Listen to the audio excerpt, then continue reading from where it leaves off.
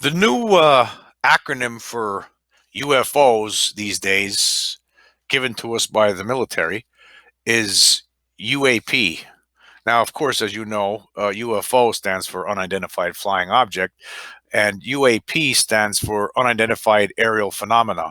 Now, I think the UAP is actually more accurate. I mean, let's look at the differences here.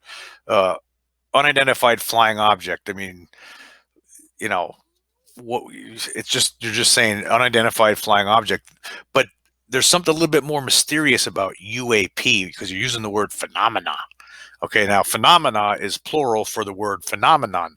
According to the free dictionary online, phenomenon means a fact, occurrence, or circumstance observed or observable, or something that is remarkable or extraordinary. Now, I believe that's more accurate for what these pilots see flying around the air. So UAP is more accurate. However, to be even more accurate, what they should call these things are something like maybe probable extraterrestrial aircraft, or peak, PEAC, or likely extraterrestrial aircraft, or leak, LEAC, because these things are extraterrestrial. You know, these things, the things that they're showing you in these recent videos here, they're extraterrestrial. They're not Chinese. They're not Russian. They're extraterrestrial. Okay.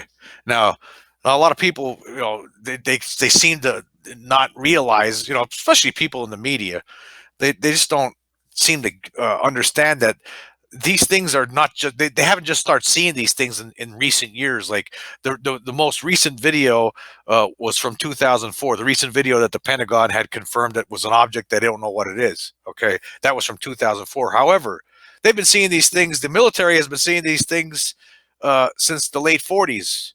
The Air Force, actually, it wasn't even called Air Force yet. It was called the Army Air Forces. Okay, back in 1947, they've been seeing these things since at least then. Okay, actually, they were seeing things during World War II in the in the mid 40s. Foo Fighters. Okay, there's little lights, these lights that were following a lot of their aircraft over Europe. So these things, they've been seeing these objects for a long time, not just over the last 14 years. You know, it's been going on since for decades. So it doesn't make sense now. It's like, why someone would be concerned? Why would you be concerned about Chinese or Russian militaries having something like this? I mean, there's no way they had these kind of things back in 1950, right? They were seeing these things back in 1950. Nobody has anything like this. You know, objects that could travel at 10,000 miles an hour. That could make incredible right angle turns in midair and then fly straight up. You know, I mean, they have no there's no means of propulsion that's visible. You know, so they're circular. There's all different kinds. Objects. They're not just flying. They're not just saucer shaped. There's triangles. There's cigar shaped. There's all sorts. They come in all shapes and sizes, and they do things that our aircraft can't do. And there's no visible means of propulsion on any of these things. And they've been seeing them for not since just 2004. They've been seeing them since 1947, at least 1940. This has been going on even longer than that. I mean, there's reports throughout time, all right, through the centuries. If you go centuries back, there's been reports that seem to be flying saucers. So but we haven't noticed it until like the late 40s. That's when this became a concern. Okay, and actually, uh, it's been reported that the Air Force's first study of this, in 1948, was called Project Sign, when they first the in the estimate they figured out that what they figured out was that their determination was that they're most likely of extraterrestrial origin. But then the Air Force, oh no, you can't say that. I don't want to say that. So then they went on to no, they didn't want to say that. They don't want to tell the public. But that was their first thought. Their first thought was, yeah, because Occam's razor, maybe. I mean, because we can't do this, and we're the most powerful military on the planet, and we can't do it. So and somebody, they can't do it, so who could? Oh, people from space, maybe. Yeah, that's why they thought it. That's the reasonable explanation here. But you know, so that's my recommendation is they should come up with something that's more realistic. So you could call it peak or leak. That's LEAC or PEAC, probable extraterrestrial uh, aircraft or likely extraterrestrial aircraft. I think that's more reasonable. It's more truthful. Now I believe that there is another faction within the government other than the studies that are being done by the Air Force and Navy, you know, into the UAP situation. There's another faction in the government that knows for a fact that these things are extraterrestrial, but they can't tell anybody else because that has to stay within a little tiny orbit. That stuff is being studied by this is recovered spacecraft that from crashes or archaeological finds that they're trying to reverse engineer.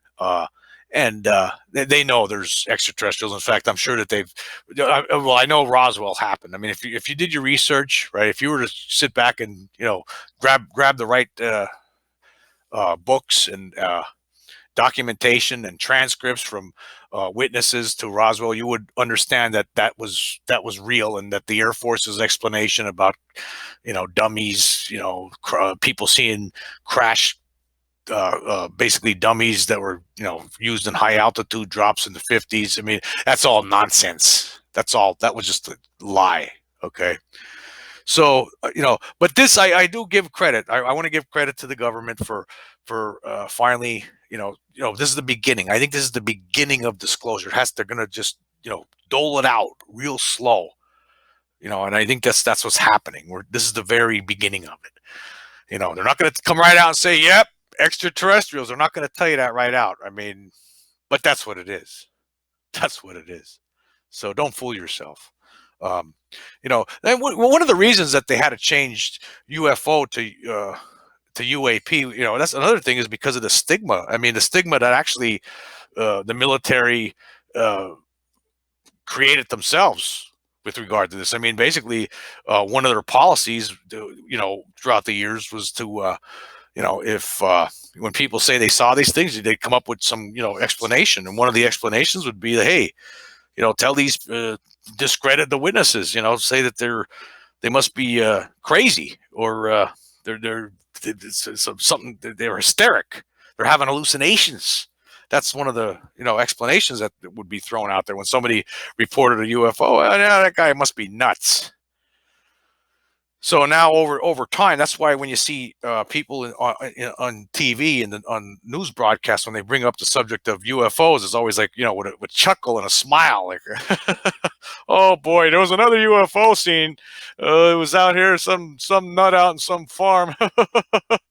Basically that's what it looks like. That's how they present it. It's presented like whoever reported this must be a kook. Okay, but the people who are acting like this, they're just uninformed. They're just not, they never looked into this themselves enough. They haven't read the necessary materials to understand that this is real. It's been real for a long time. There's extraterrestrials coming here, folks. I mean, just again, I've said this in a different video before. Go out and take a look at the night sky. Go up there. I mean, don't you see that? Don't you see that? I mean, look at our planet. Every continent, everywhere, every little tiny island. There's life everywhere here. Life everywhere across this planet. You'll find life in everywhere, on every continent, every island, throughout the ocean. Right, all the oceans. There's life everywhere. Everywhere you look, there's going to be life. Even if it's microscopic, even if you can't see it, there's going to be some microscopic life. It's all over the place. And you're going to try to tell me that with all the billions of planets in our galaxy, that there's something out there that's not more intelligent than we are, and that they haven't figured out interstellar space travel, and they're not coming here? Because let me tell you something, they're here. They've been here, and they're coming here. I've seen one of these spacecraft in 1994. I've talked about this in a different podcast. I will leave the link a podcast, and also which I made into a YouTube video. Uh, I will leave the link in the description in case you haven't seen that. But it's real. I've known for a long time. Okay, there's people like me. There's a lot of people like me, actually. A lot of people, most people are afraid to talk about it. And you know what? The interesting thing was, regarding my 1994 sighting, was, you know, I was on a fishing trip. A friend called me up, and we were night fishing, and this thing showed up, and you know, his first response after it was all over with was, I said to him, I said, that was a UFO. That was, you know, that was extraterrestrial. His first response was, I'm not saying anything. You know why? Because of the stigma. He knew. I mean, it was ingrained back in 1994. The stigma that's ingrained in all of us because of the way this has been portrayed over time. You know, this whole situation regarding the possibility of extraterrestrials coming here has been portrayed like people who see these things must be nuts. So then when my friend saw this, his first reaction was he's not saying anything. Okay. And that's why we had to go from UFO to UAP in order to move forward on this situation. Because, you know, UFO, like, again, when they talk about it on TV, when the acronym UFO is bandied about on the news, you know, it's always most of the time there's like a smirk. Extraterrestrials. I guess ET's coming down for us. What do you think of that? You know, that's how they act, like complete idiots. They look like idiots. I mean, I sit there when I see stuff like that, I get so disgusted. I think, my God, look at these dum-dums, these idiots. How could they, you know, do some research before you act like a moron on TV, on live TV. Do some research, you know. And even at the big newspapers, the New York Times, Washington Post, you know, all these newspapers, you know, they never did a serious investigation into this stuff. Like, there's been people out there who have done serious investigations. You know, there's been serious investigations done, but you know, instead they bring on you know, debunkers, you know, to give them bullshit. You know, the late Stanton Friedman, you know, he talked about debunkers and what they do. Like in his book, Operation, which was it was his book was called Top Secret Magic. It was about Operation Majestic 12, when it was about documents related to this secret group within within the government that basically studied crashed alien spacecraft and extraterrestrial bodies. I mean, basically, that's, you know, they were there to cover all that up. So, but he talked about debunkers in that book, and it was very interesting. He had 10 in the book. He had a chapter on on the debunkers of the MJ-12 documents regarding this secret organization within the government, which actually exists, by the way. I believe if it doesn't exist, there has to be something like it. Okay, there has to be something like it. If there's not, then we're in trouble. Okay, we're in trouble. If the government doesn't have something like that going on behind the scenes, then we're in trouble. Then you know, there's something. Then we have a problem, because there should be somebody studying. I know they won't let the general public know about this information, but they better be studying this, because, you know, I'm one of the people who knows. I know that stuff's out there. I know you might not know, or, you know, people you know might not know. Maybe you do understand. Maybe you are like me, and you believe in this, even without having to.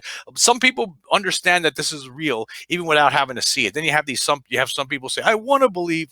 I'm not sure they want to believe. When they say they want to believe, they're really not looking at the information correctly or something, because the documentation basically proves this is real. They're here. There's extraterrestrials coming here. But anyway, the debunkers to that Majestic 12 documentation. Here's what the late Friedman wrote. He made a top 10 list of debunkers' principles of logic. 1, what the public doesn't know, don't tell them. 2, don't bother me with all the facts. 3, absence of evidence is evidence of absence. 4, select the data that matches your conclusions. 5, if at first a scenario supporting your theory crumbles under the weight of the facts, try again to prop up your theory with another scenario, then another, then another. 6, Hearsay testimony is acceptable if it supports you, but unacceptable if it supports the other guy. 7, it is important to be right. 8, loudly proclaim the strength of your testimony. 9, pepper your publications with references to as many personal, i.e. unverifiable interviews as possible. 10, don't mention references that don't support your theory. The public won't know the difference. So that was Stanton Friedman, and he's right. And it still goes on today. I mean, there's this one YouTube channel where some guy's out there debunking. His name's Thunderfoot, right? And some people are falling for this now. This guy doesn't even know what he's talking about. This guy's a comedian. I mean, he's putting forward ridiculous theories about some of the footage from the Pentagon. He's making statements that are false. I mean, he's trying to make a fool out of the government, and it's a free country. You could do what you want, and Thunderfoot could do what he wants. But this guy's he's it's a clown. He's a clown, and there's a lot, and he has lots of people looking at his stuff. That's because there's a lot of people out there that don't want to believe this. They want things to stay as they are. They don't want to have to deal with the idea that, oh my God, there's extraterrestrials coming here. But let me tell you, folks, reality is reality. Okay, there's nothing you can do. The truth is there. That's one thing you can't escape the truth. In the end, the truth, it's always there. In the end, it's always there. Like I said, I know for a fact I saw one of these things. Okay, again, I'll leave the link to that other. I'm not going to get into that. I'll leave the link to that story. But I've seen one. Believe me, it's real. They're really here. Okay. All these stories from a lot of these people who say they're getting abducted, a lot of these stories, like Travis Walton, that really happened. That really happened. That guy was taken away for like a week in a spaceship, and then for 5 days or whatever it was, over 5 days, and then brought back. It really happened. There was witnesses to him getting abducted, and then he disappeared. And this is back in the 70s, and then the aliens dropped him off. It really happened. Betty and Barney Hill. I mean, that really happened. That's because there's extraterrestrials coming here. These people weren't lying. Now, of course, I'm sure that not every single story is truthful, right? But a lot of them are. What would anybody really have to gain by coming out with a story like this? I mean, seriously. I mean, it's ridiculous. But I mean, the thing is these things have been happening. It's always been happening. There's always been something going on. I mean, this is going back centuries. There's been sightings, and we didn't really start to understand that this is until the 40s that, yeah, this could be extraterrestrials. That's what it is. It's always been that. Occam's razor. The first thought was right. That's what it is. We're being visited, right? And there is a faction in the government that has proof of this. They have actual proof that they're extraterrestrials. They have nuts and bolts proof of extraterrestrials. They actually have physical evidence of bodies. They have this. They're somewhere in this country where those things are kept, and they're keeping that's being kept secret. It's being kept secret. So, okay, I got a little off track here, I know, but basically, UFO, UAP, no, it should be, how about leak or peak? Or maybe, hey, something else. You come up with something. It just should be a little bit more truthful because they're extraterrestrials, okay? They're extraterrestrials. They're unidentified, sure. They're phenomena, yeah. They're aerial, okay. But they're actually extraterrestrial, so you got to throw the extraterrestrial word in there somewhere. Throw the extraterrestrial word in. Let's come up with a new acronym, because that's what they are. Extraterrestrial.